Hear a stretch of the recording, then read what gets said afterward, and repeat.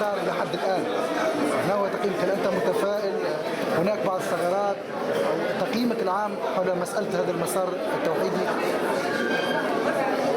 المسار حسب رأيي في نهاية الأمر باش يكون مسار ناجح، لأنه المقومات اللي تجمع الأطراف الكل هي أكثر برشا من نقاط الاختلاف.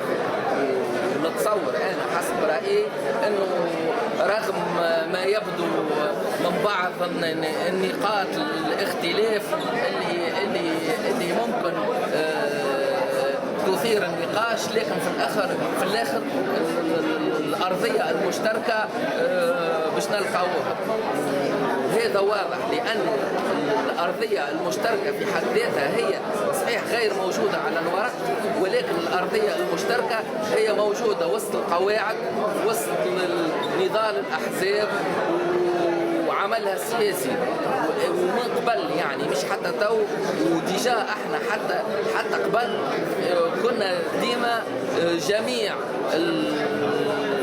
المسائل الهامة واللي تحدد مصير البلاد تجمعنا ونكونوا متوافقين فيها. ولذلك أنا نتصور أنه التوافق سيحصل في آخر الأمر، وباش نكونوا متحدين ومع بعضنا من أجل مصلحة تونس ومن أجل مصلحة الشعب التونسي. أتمنى لكم التوفيق.